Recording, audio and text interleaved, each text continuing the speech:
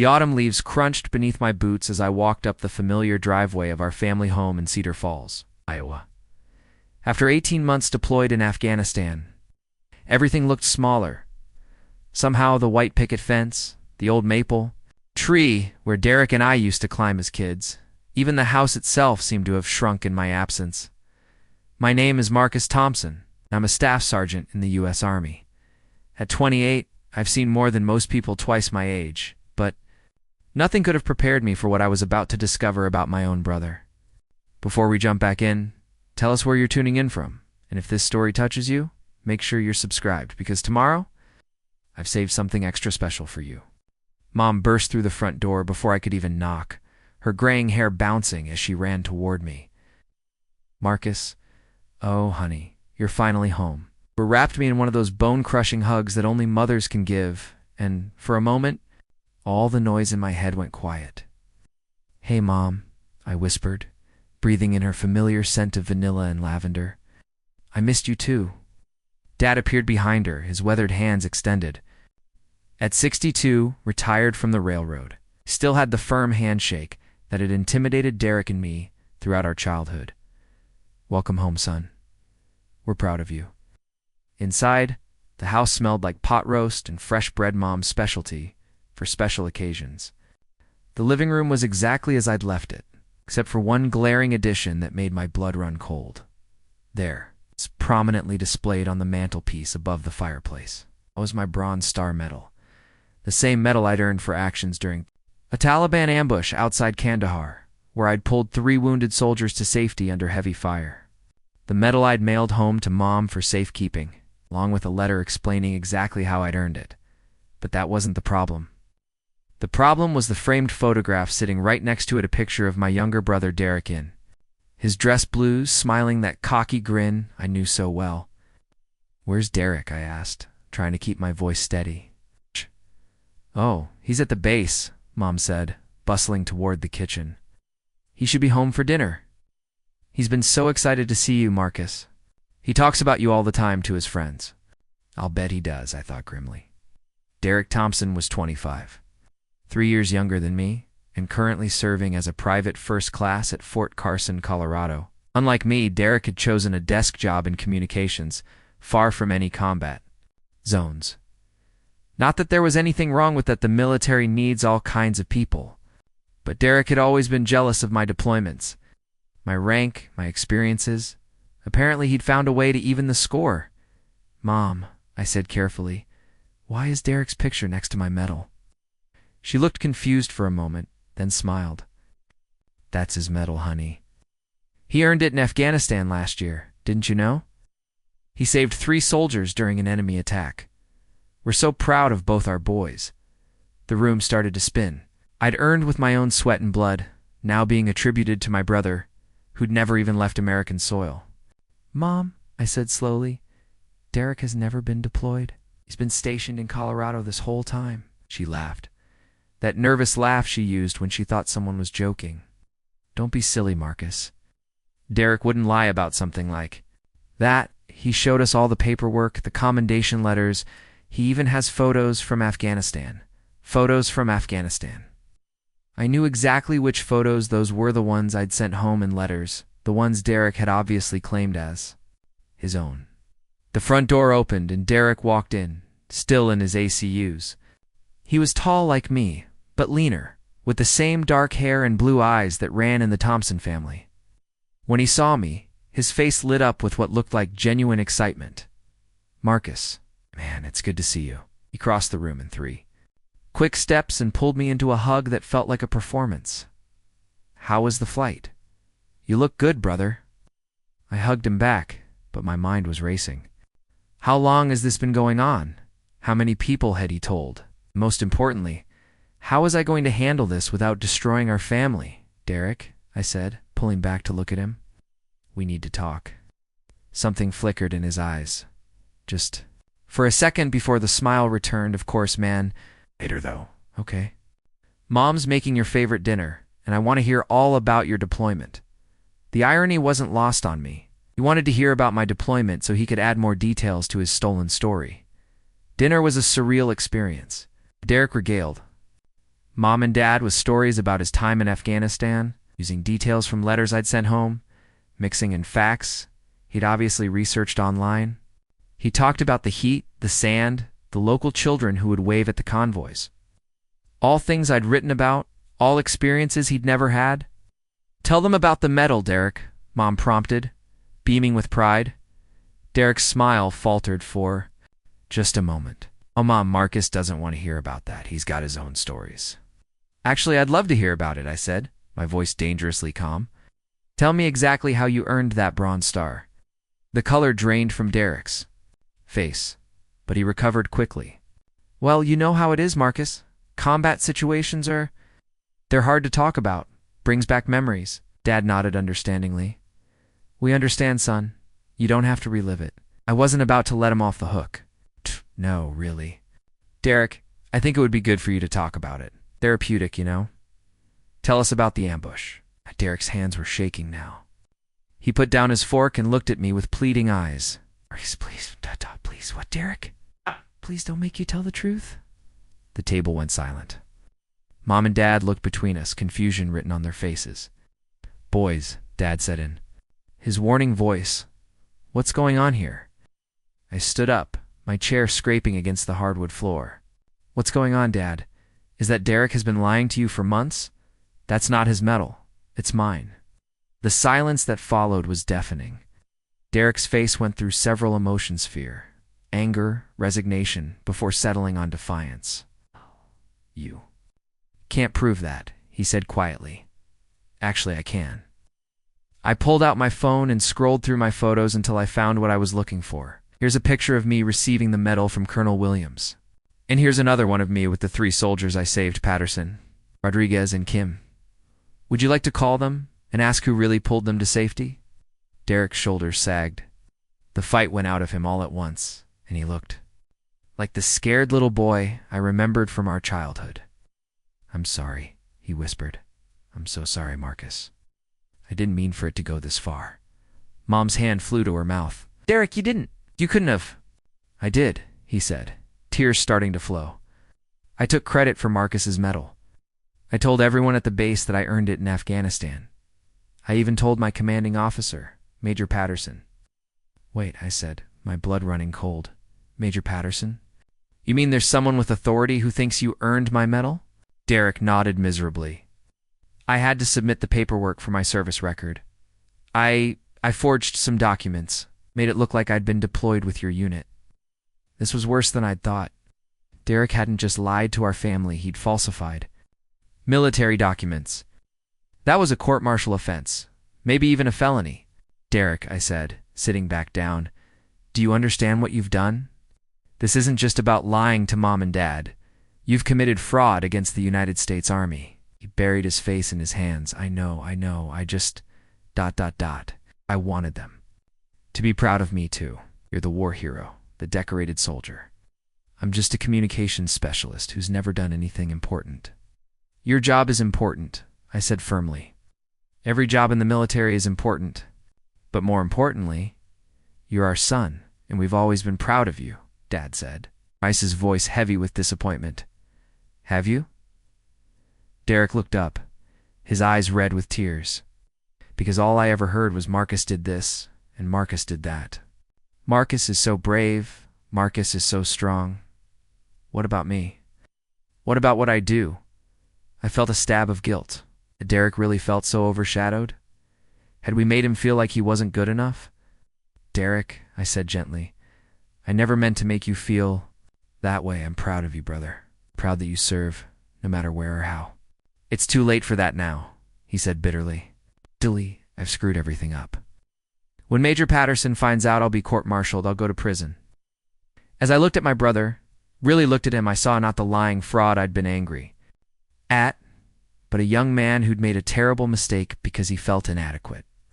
Derek had always been the sensitive one, the one who needed approval, who tried too hard to please everyone. "Maybe not," I said slowly. "When do you go back to base?" "Tomorrow morning," I nodded, my mind already working on a plan. "Okay, here's what we're going to do." Preparing and narrating this story took us a lot of time, so if you're enjoying it, Subscribe to our channel. It means a lot to us. Now back to the story. The next morning, I drove Derek to the airport. The 2-hour drive to Denver International was mostly silent, both of us lost in our own thoughts. I'd spent the night formulating a plan, but I needed more information about Derek's commanding officer before I could put it into action. "Tell me about Major Patterson," I said as we merged onto Interstate 80. Derek shifted uncomfortably in the passenger seat. "What do you want to know?"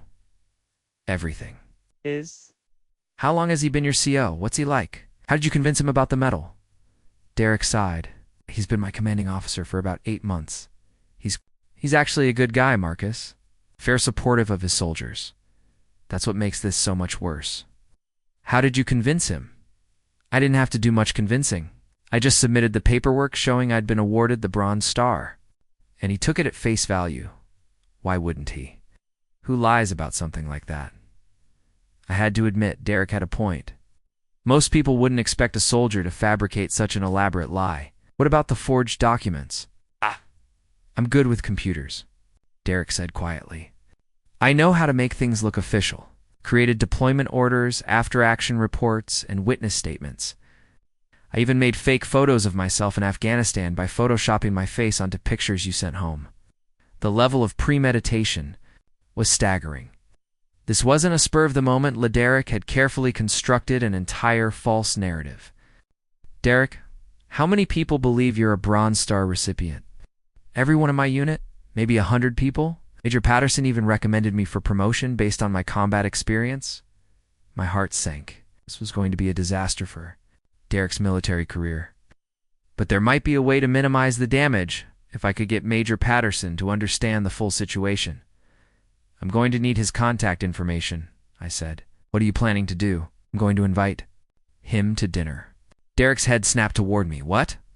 "Marcus, no. That's crazy, is it? Think about it, Derek. Right now, Major Patterson believes you're a decorated war hero. What happens when he finds out the truth? You'll be charged with fraud, falsifying documents, maybe even stolen valor. You'll be dishonorably discharged and probably face criminal charges. And you think having dinner with him will change that?" "I think honesty might change that. If we can get him to understand why you did what you did, maybe he'll be willing to handle this quietly rather than through a court-martial." Derek was quiet for a long moment. "You'd really do that for me? After what I did? You're my brother?" "Derek, I don't agree with what you did, but I'm not going to abandon you." At the airport, I walked Derek to his gate. Before he boarded, I put my hand on his shoulder. "Derek, I need you to promise me something." "What?" "No more lies. From now on, complete honesty. If we're going to fix this, I need to know that you're telling me the truth about everything." He nodded solemnly. "I promise, Marcus. No more lies." "Good, I'll call you tonight after I've spoken with Major Patterson." The flight back to Iowa gave me time to think. I'd never been in a situation like this before. In the military, you deal with enemies you can see, problems you can solve with training and discipline, but this was different. This was family, and it was messy and complicated in ways that no amount of military training could prepare you for. Back home, I found Mom in the kitchen, her eyes still red from crying. "How is he?" she asked, scared, ashamed, but ready to face the consequences. "Can't believe he lied to us for so long," she said, wiping her eyes with a dish towel. "How could we not have known?" "Because he's good at it, Mom, and because we wanted to believe him." Dad appeared in the doorway. "What's the plan, son?" I told them about my idea to contact Major Patterson. Dad was skeptical.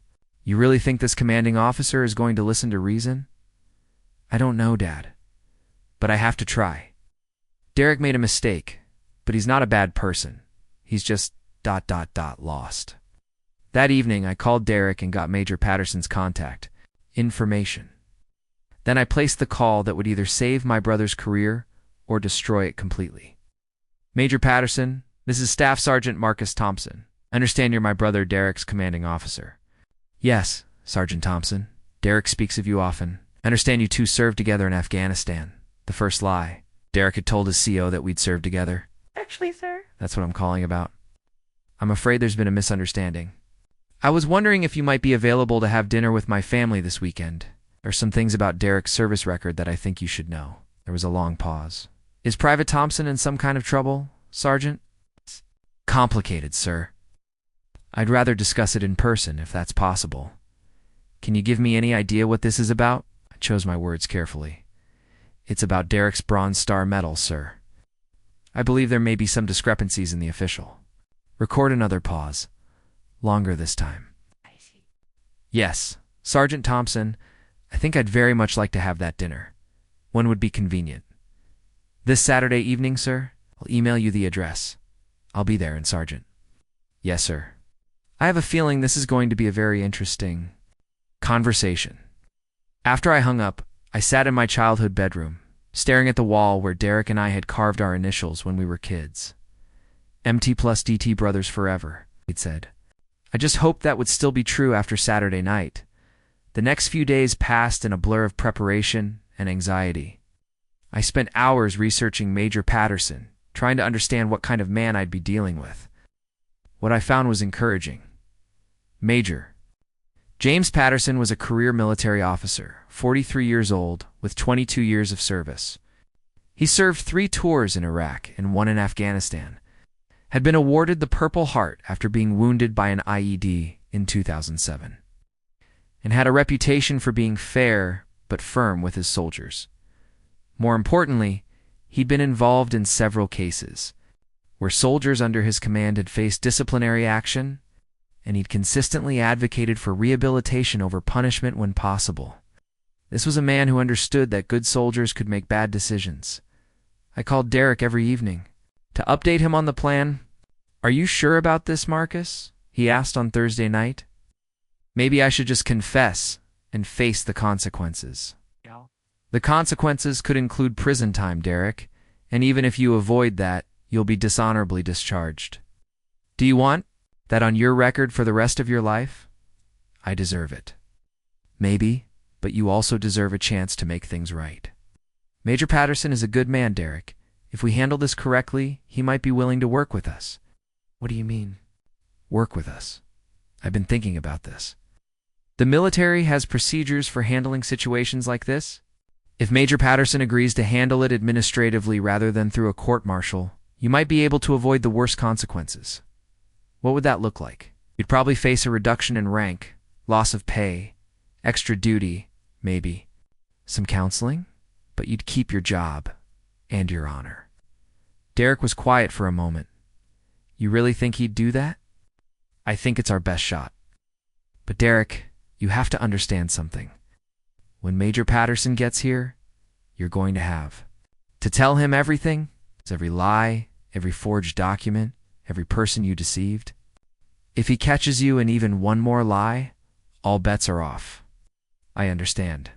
Do you? Because this is your last chance, Derek. If this doesn't work, you're going to face the full consequences of what you've done. Friday evening, Derek flew home. Mom picked him up at the airport while I stayed home to help Dad prepare for Major Patterson's visit. We've decided to keep things simpler, nice dinner, comfortable atmosphere, and then the conversation that would determine Derek's future. When Derek walked through the door, he looked like he'd aged 10 years in a week. His uniform was pressed and perfect, but his face was drawn and his eyes were hollow. Hey, brother, he said quietly. Hey, Derek, are you ready for this? As ready as I'll ever be. That night, Derek and I sat up late in our old bedroom talking about everything and nothing. We remembered camping trips and baseball games, the time Derek broke his arm falling out of the maple tree, and how I'd carried him home, the way we'd always had each other's backs. I'm sorry, Marcus, Derek said for the 100th time. I'm sorry I put you in this position. I know you are, but sorry isn't enough anymore, Derek. Tomorrow, you have to prove it. Saturday arrived gray and drizzly, matching our collective mood. Mom had spent the morning cooking, channeling her nervous energy into preparing what she called the most important meal of her life. Dad had cleaned the house from top to bottom. Derek had spent hours polishing his dress blues at 1800 hours sharp. A black sedan pulled into our driveway. Major Patterson stepped out, and I got my first look at the man who held my brother's fate in his hands. He was exactly what I'd expected. Lean with graying temples, and the kind of bearing that came from 2 decades of command. He wore his dress blues with the casual confidence of someone who'd earned every ribbon on his chest. I met him at the door. "Major Patterson, thank you for coming." "Sergeant Thompson," he said, extending his hand. "Thank you for inviting me."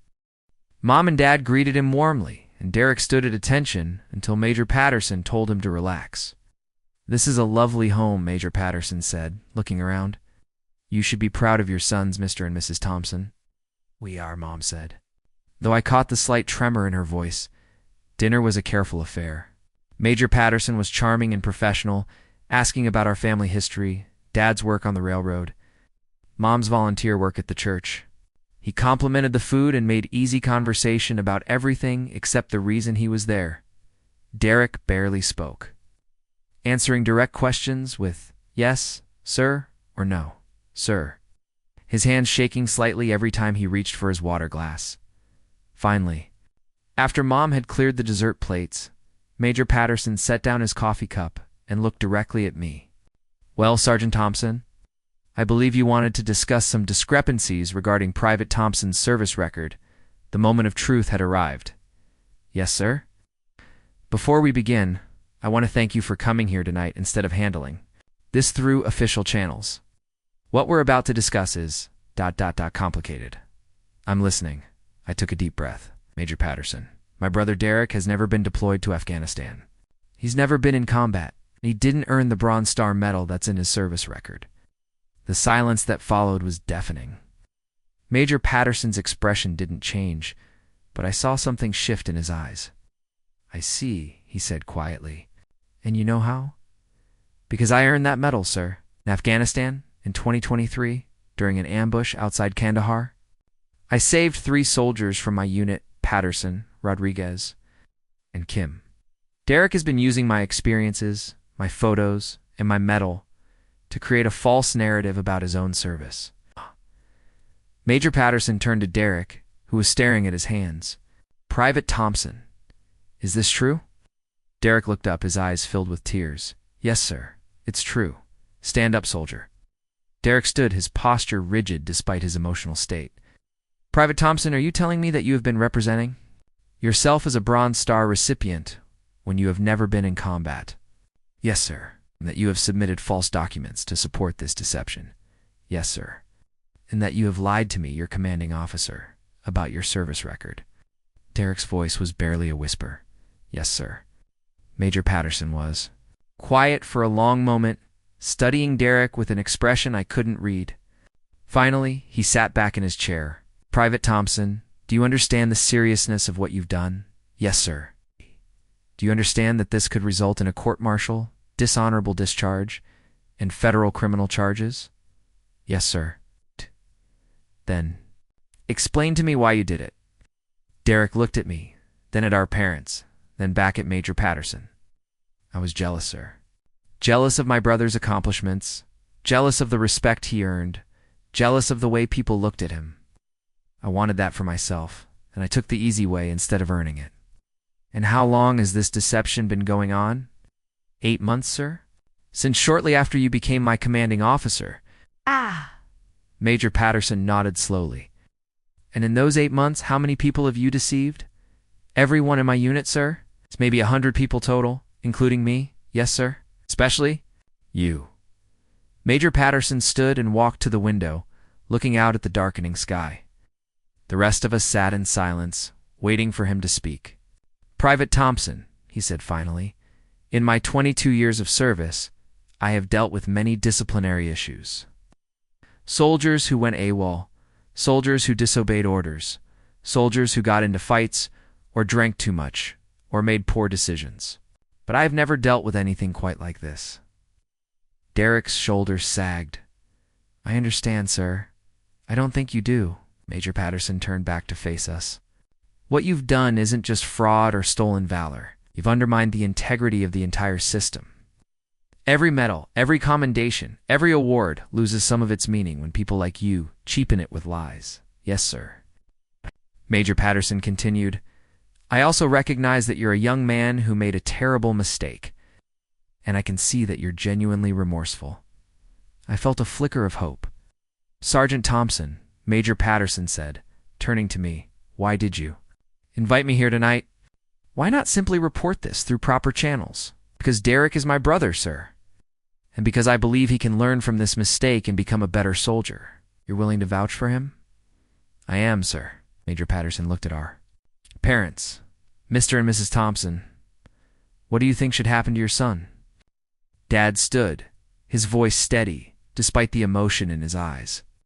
Major Patterson, we raised our boys to be honest and honorable. Derek has failed in that regard, and he needs to face the consequences. But we also believe in redemption. If there's a way for him to make amends and continue serving his country, we'd be grateful. Major Patterson nodded. I appreciate your honesty. He looked back at Derek. Private Thompson, if I were to handle this administratively, rather than through a court-martial, what would you do to make this right? Derek looked up, hope flickering in his eyes. Anything, sir? I'll do anything to make this right. Would you be willing to personally apologize to every person you deceived? Yes, sir. Would you be willing to undergo counseling to address the underlying issues that led to this behavior? Yes, sir. Would you be willing to accept a reduction in rank, loss of pay, and additional duties? Yes, sir. And would you be willing to earn your place in this military through honest service, even if it means never receiving the recognition you wanted? Derek's voice was firm for the first time all evening. Yes, sir. I want to earn it, sir. The right way. Major Patterson was quiet for a long moment. Private Thompson, I'm going to make you a deal. You're going to return to base with me tomorrow, and you're going to face the consequences of your actions. But if you can prove to me that you're genuinely committed to making this right, I'll handle this administratively rather than through a court-martial. Thank you, sir. Thank you so much. Don't thank me yet. The road ahead is going to be difficult. You're going to lose rank. You're going to lose pay. You're going to spend the next year proving that you deserve to wear the uniform. But if you can do that, if you can show me that you've learned from this mistake, then maybe you can salvage your career. Derek nodded eagerly. I will, sir. I promise. Promises are easy, Private Thompson. Keeping them is hard. The next morning, I drove Derek and Major Patterson to the airport. The ride was mostly silent, but as we approached the terminal, Major Patterson turned to me. Sergeant Thompson, I want you to know that what you did last night took courage. It would have been easier to let your brother face the consequences alone. He's my brother, sir. Family looks out for family. Indeed. But I want you to understand something. I'm giving Private Thompson a chance, not a free pass. If he fails to live up to his commitments, the full weight of military justice will come down on him. I understand, sir. I believe Derek understands that too. Derek nodded. I won't let you down, sir. I won't let Marcus down. See that you don't. Ow. Over the next several months, Derek and I spoke regularly. The road back was every bit as difficult as Major Patterson had promised. Derek was reduced from private first class to private, lost 3 months' pay, and was assigned to extra duty for 6 months. More importantly, he had to face every person he'd deceived and apologize personally. It was the hardest thing I've ever done, Derek told me during one of our phone calls. Looking those guys in the eye and admitting I'd lied to them. Some of them were angry, some were disappointed, but most of them were just ... sad. How did Major Patterson handle it with the unit? He called a formation and explained that there had been an error in my service record, that I had not actually earned the Bronze Star and had never been deployed to Afghanistan. He didn't go into details about the deception, but he made it clear that I was being disciplined for administrative irregularities. And how are you handling it? It's tough, Marcus. I'm the guy who lied about being a war hero. That's not something people forget easily, but I'm working on it. I'm trying to prove that I can be trusted again. Derek also began counseling with a military psychologist to address the underlying issues that had led to his deception. Through those sessions, he came to understand that his actions had been driven by more than just jealousy. They'd been the result of years of feeling inadequate, of believing that he wasn't good enough as he was. The counselor says I've been trying to be you instead of trying to be me, Derek told me. I never thought I was good enough just being Derek Thompson, so I tried to become Marcus Thompson. Derek, you were good enough. You always have been. I never wanted you to be me. I wanted you to be you. I'm starting to understand that now. The months passed, and slowly, Derek began to rebuild his reputation. He threw himself into his work, volunteering for extra assignments, helping other soldiers with their computer problems, and gradually earning back the trust of his unit. Major Patterson kept a close eye on his progress. Private Thompson has shown remarkable dedication to making amends, he told me during one of our conversations. He's not the same man who walked into my office 8 months ago. Thank you for giving him that chance, sir. Don't thank me yet, Sergeant. We're not finished. A year after that fateful dinner, Derek called me with news that would change everything. Marcus, I'm being deployed. What? Where? Iraq. My unit is being sent to provide communication support for a joint operation with Iraqi forces. I felt a mixture of pride and concern. How do you feel about that? Scared? Excited? Ready? Derek's voice was different now, more mature, more confident. I know I'll never be the kind of soldier you are, Marcus, but I want to be the best soldier I can be. You already are, Derek, you already are. 2 weeks later, I stood in the same airport, where I had said goodbye to Derek a year earlier. But this time, everything was different. Derek stood taller, spoke more confidently, and carried himself with the bearing of a soldier who had earned his place. I want you to know, he said as we waited for his flight to be called, that I'm not going over there to prove anything to anyone else. I'm going to prove something to myself. What's that? That Derek Thompson is worth something. Not as your brother, not as a fake war hero, but as himself. Hugged him tightly. I've always known you were worth something, Derek. I'm just glad you're finally starting to see it too. Derek's deployment lasted 6 months, served with distinction, earning the respect of his unit and the gratitude of the Iraqi forces they supported. When he returned home, he was awarded the Army Commendation Medal for his service, his first real military decoration. Major Patterson called me the day Derek received his medal. Sergeant Thompson, I wanted you to know that your brother has become one of my finest soldiers. He's earned this recognition through honest service and dedication. Thank you, sir. That means everything to him, it should. He's worked hard for it. That Christmas, Derek came home for the holidays. As we sat around the dinner table, I noticed that Mom had rearranged the mantelpiece. My Bronze Star was still there, but now it was accompanied by Derek's Army Commendation Medal and a photo of him receiving it from Major Patterson. I'm proud of both my boys, Mom said, her eyes bright with unshed tears. Both of my heroes. Derek Looked at his medal, then at mine, then at me. I'm not a hero, Mom, but I'm a soldier, and I earned that the right way. Yes, you did, I said. And that makes it worth more than any medal you could have stolen. After dinner, Derek and I walked out to the old maple tree where we'd played as children. The night was clear and cold, with stars visible in the Iowa sky. Marcus, Derek said, I need to ask you something. What's that? Do you forgive me? What I did, for the lies, for putting you in that position.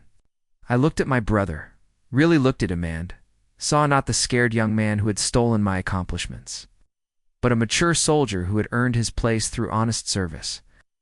I forgave you a long time ago, Derek. The question is, do you forgive yourself? He was quiet for a moment. I'm working on it. Every day I'm working on it. Why, that's all any of us can do. As we stood there in the darkness, I thought about the journey we'd both taken over the past year. Derek had learned that true honor couldn't be stolen or faked, it had to be earned through honest service and personal integrity, and I had learned that sometimes the greatest courage isn't displayed on a battlefield, but in the quiet moments when we choose to do the right thing for the people we love. The Bronze Star on our mantelpiece would always be mine, earned through blood and sweat, in the heat of combat. But Derek's Army Commendation Medal was his, earned through humility and hard work and the slow process of rebuilding trust. Both medals told a story of service, but Derek's told a story of redemption, and that, in its own way, was just as valuable too. Years later, Derek was promoted to corporal, the rank he'd lost when his deception was discovered. Major Patterson, now Lieutenant Colonel Patterson, personally conducted the promotion ceremony. Corporal Thompson, he said, as he pinned the new stripes on Derek's uniform, you have shown that a soldier can fall and still rise again. You have proven that integrity is not about never making mistakes, but about having the courage to face them and learn from them. Derek stood at attention, but I could see the pride in his eyes, not the false pride of stolen valor, but the genuine pride of earned accomplishment. "Thank you, sir. I won't let you down. You already haven't, Corporal. You haven't let any of us down." After the ceremony, Derek and I walked to the base commissary for lunch. As we passed a group of young soldiers, one of them called out, "Hey, Corporal Thompson, can you help us with the new radio system?" Derek smiled and nodded. "Sure, I'll be right there." As we watched him walk over to help the younger soldiers, I reflected on how much had changed. Nice. Derek had found his place in the military not as a fake war hero, but as a skilled technician and leader who earned respect through competence and integrity. "He's become quite the soldier," Lieutenant Colonel Patterson said, appearing beside me. "Yes, sir, he has. Sergeant Thompson. What you did that night, inviting me to dinner instead of just reporting the situation that showed real wisdom. You gave your brother a chance to redeem himself, rather than simply destroying him. He's my brother, sir. It's what families do. Not all families. You could have easily let him face the consequences alone. Instead, you chose to help him find a way back to honor. That says something about both of you." I watched Derek patiently explaining the radio system to the young soldiers, his hands steady and confident as he worked.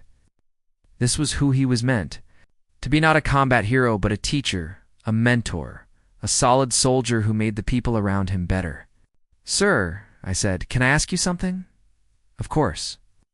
"Why did you give Derek that chance? Could have thrown the book at him." "Most commanding officers would have." Lieutenant Colonel Patterson was quiet for a moment. "Because I've learned that. The measure of a soldier isn't whether they never fall, but whether they get back up when they do. Derek fell hard, but he got back up, and he's been rising ever since." That evening, Derek and I video called our parents back in Iowa. Mom and Dad were beaming with pride as Derek showed them his new stripes. "We're so proud of you, son," Dad said. "You've worked so hard to earn this." "Thanks, Dad. It means a lot coming from you." "It means a lot because you earned it honestly," Mom added. "That's what matters." After we ended the call, Derek and I sat in his barracks room, sharing a beer and talking about the future. "I've been thinking about re-enlisting," Derek said. "Yeah. For how long? Maybe make it a career. I like what I do. I'm good at it, and I think I can make a difference." "I think you already have made a difference, Derek. Look at how you've helped those young soldiers today. Look at how you've rebuilt the trust of your unit. That's not nothing, I know. For the first time in my life, I feel like I'm exactly where I'm supposed to be. And where's that? Being Derek Thompson. Not trying to be Marcus Thompson. Not trying to be someone I'm not. Just being me." I smiled. "That's all any of us can do." Derek pulled out his phone and showed me a photo. It was the two of us at his promotion ceremony, both in our dress blues, both smiling genuinely. "I'm going to send this to Mom and Dad," he said. "To Thompson brothers, both proud to serve. Both earning our place the right way," I added. "Both earning our place the right way," he agreed. As I prepared to leave the next morning, Derek walked me to my car. "Marcus, I want you to know that I'll never forget what you did for me. Not just that night with Lieutenant Colonel Patterson, but everything. The way you stood by me. The way you helped me find my way back to honor. You would have done the same for me. I hope so. I hope I would have had that kind of courage. Derek, you showed courage every day for the past 2 years. It takes courage. To face the people you've lied to and apologize? It takes courage to start over. It takes courage to be honest when honesty is hard. I'm still working on it. Every day. It's all any of us can do." We hugged goodbye, and as I drove away from Fort Carson, I thought about the journey we'd both taken. Derek had learned that true honor couldn't be stolen or faked. It had to be earned through honest service and personal integrity, and I had learned that sometimes the greatest act of courage isn't displayed on a battlefield, but in the quiet moments when we choose to help someone we love find their way back to the light, the bronze star on our family mantelpiece would always be mine. Earned through blood and sweat and the heat of combat, but Derek's Army Commendation Medal was his, earned through humility and hard work and the slow process of rebuilding trust. His new corporal stripes were his, earned through competence and dedication and the patient work of mentoring younger soldiers. Both of our stories were stories of service, but Derek's was also a story of redemption and, that, in its own way, was just as valuable as any medal. 6 months later, Derek called me with exciting news. He'd been selected for the Warrior Leader course, a step toward becoming a non-commissioned officer. They want me to be a sergeant, Marcus. Can you believe that? I can believe it, Derek. You've proven yourself as a leader. I never thought I'd get here.